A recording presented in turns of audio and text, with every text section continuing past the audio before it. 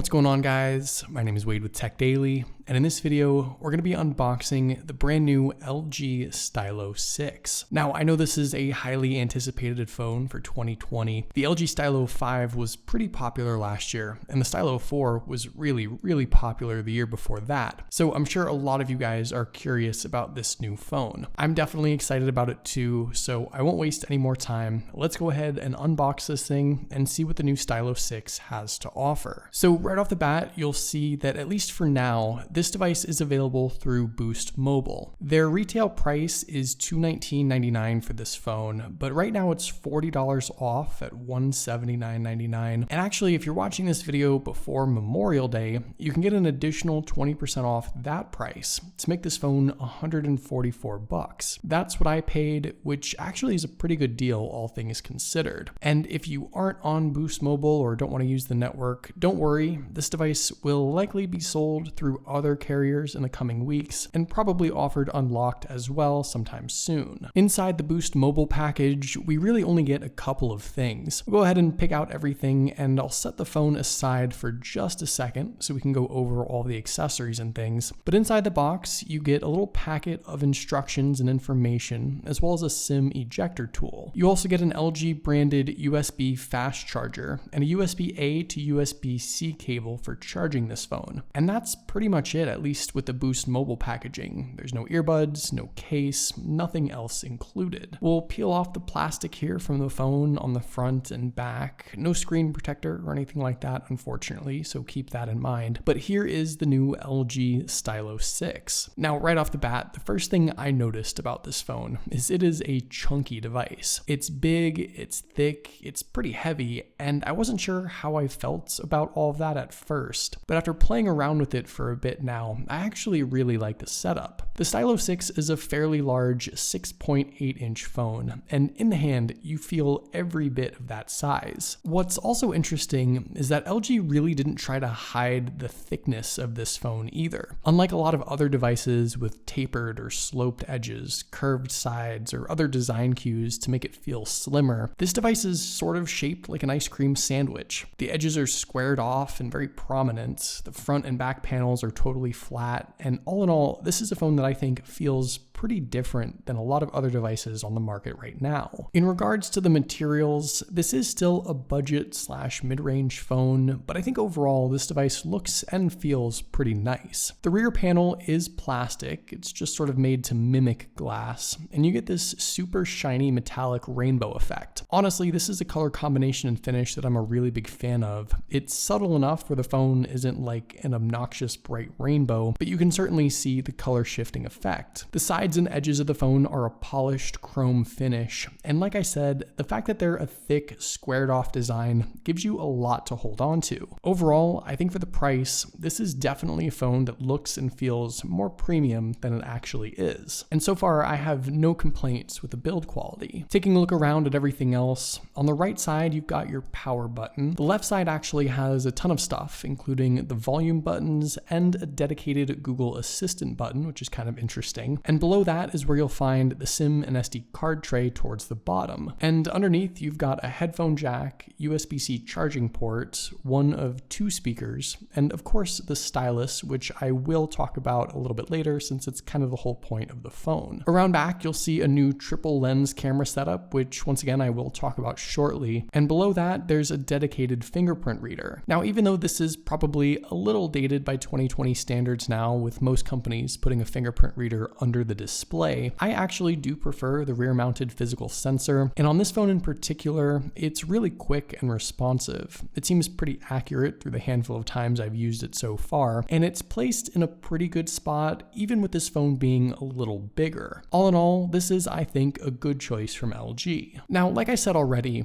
the Stylo 6 is a pretty large 6.8-inch phone, and I think one of the reasons this phone feels feels a little bigger is just because the display is surrounded by slightly larger bezels all around. That's probably the thing that stands out the most to me about the Stylo 6 when compared to most other 2020 smartphones. You've just got a lot of black borders around the sides, and especially at the top and bottom. There's a teardrop-shaped notch across the top for the front camera as well, and like I said, if I had to be nitpicky about this phone already, I just wish LG did a little better job stretching that screen a bit further to the edges of the phone. The display itself is a 2460 by 1080 IPS LCD panel that packs in about 395 pixels per inch. And honestly, for an LCD display, what I see here isn't bad at all. It's not necessarily as bright or as colorful as maybe an AMOLED panel from Samsung's A series line, for example, but I think it still looks good. Especially for it being so large, I think the resolution and overall clarity is pretty solid. There's no issue with viewing angles either, and all in all, you have to keep in mind the current price of this thing. At around $200 and even less, this is one of the biggest phones you can get, and the big sized display offers a pretty solid viewing experience for that price. When it comes to listening to your content, like I touched on earlier, this phone does have a headphone jack, which is nice on its own, but it also has dual stereo speakers with one down at the bottom and an additional one in the earpiece. I was sort of surprised to see that. I actually don't know any other $200 device that offers stereo speakers, and you guys know this is a feature I really appreciate. The out loud listening experience is a pleasant surprise with the Stylo 6, and here's just a sample so you can get an idea.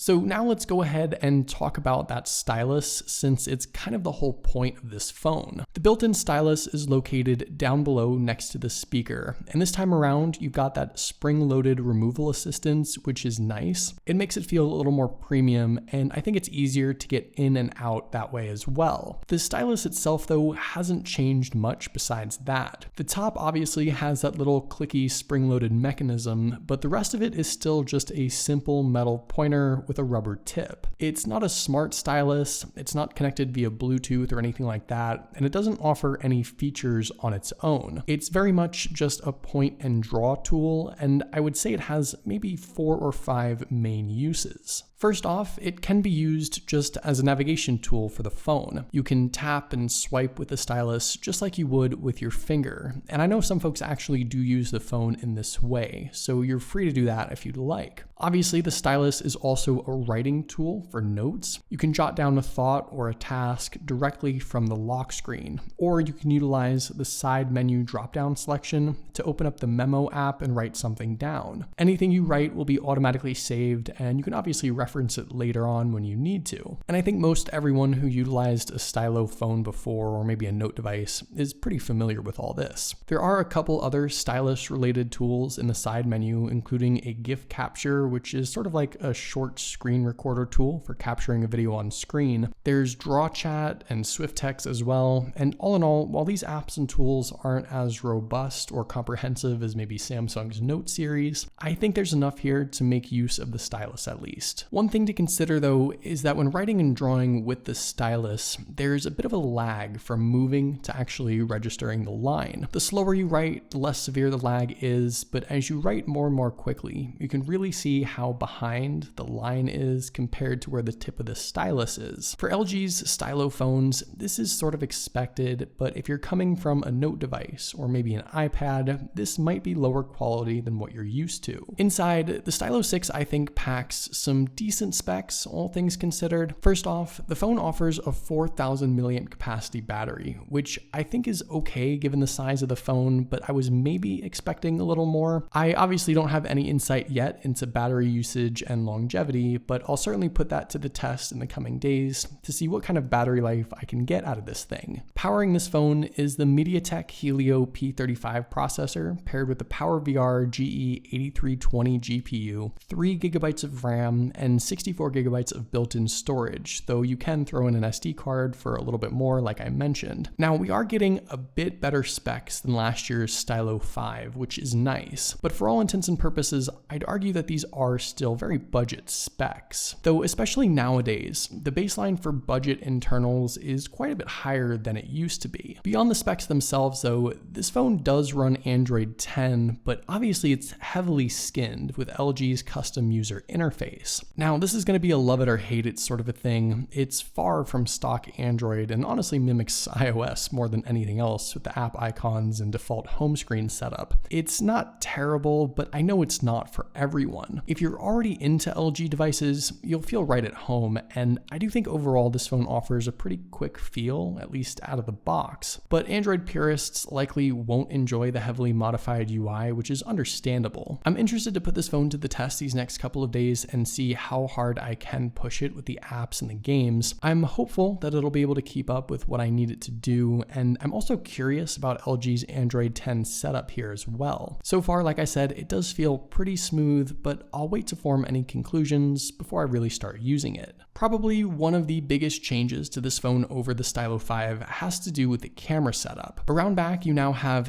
3 lenses to choose from: a 13 megapixel main lens, a 5 megapixel ultra-wide lens, and a 5 megapixel depth sensing camera for help with portrait shots. I think that's a pretty decent lens setup. It's going to offer just about everything you need to take decent pictures and videos. You've got portrait mode, like I said. There's LG's AI cam built in along with Google Lens. The wide angle is obviously going to be useful too in certain instances. There are also some added LG specific things thrown in, like flash jump cut, a dedicated YouTube Live option, and a couple other little things. There's HDR and additional video stabilization as well, which is nice to see, but you don't get any 4K video recording. It's limited to 1080p at 30 FPS, so we're not really pushing any limits here. With the front selfie camera, we've also got a nice upgrade there as well. It's now a 13 megapixel shooter, which is a big improvement, and just taking a couple sample shots, I was really impressed with the result. Live focus looks pretty solid. There's nice background and foreground separation with plenty of detail. There's an enhanced beauty mode, which is fine, I guess, and even the standard selfies look surprisingly good. It isn't that often that I'm pleasantly surprised by the selfie camera on a budget Android device, but there's definitely some potential here with this phone. And just a couple last things to mention here. The Stylo 6 does not have wireless charging, and there's also no IP or water resistant rating either, so keep that in mind. If you wanted either of those features, they aren't here this time around. So there you go, that's the new LG Stylo 6. If you couldn't tell, I'm really excited to try this phone out over the next couple of days and put it to the test. I know how popular some of the other Stylo devices have been over the last couple of years, and I'm really interested to see how well this one does in the coming months. I'm also going to compare it to a bunch of other devices, of course, too, like the Stylo 5, Motorola's Stylo phone, Samsung's A-series devices, and more. So stick around to see those videos when they come out, and let me know what devices you want me to compare this phone to. But hopefully you guys enjoyed this quick unboxing and first impressions video. Let me know what you think of the new Stylo 6 in the comments down below. I'd love to know your thoughts, of course. Also, be sure to follow Tech Daily on Twitter and subscribe to the Tech Daily YouTube channel if you haven't already, and I'll see you guys later.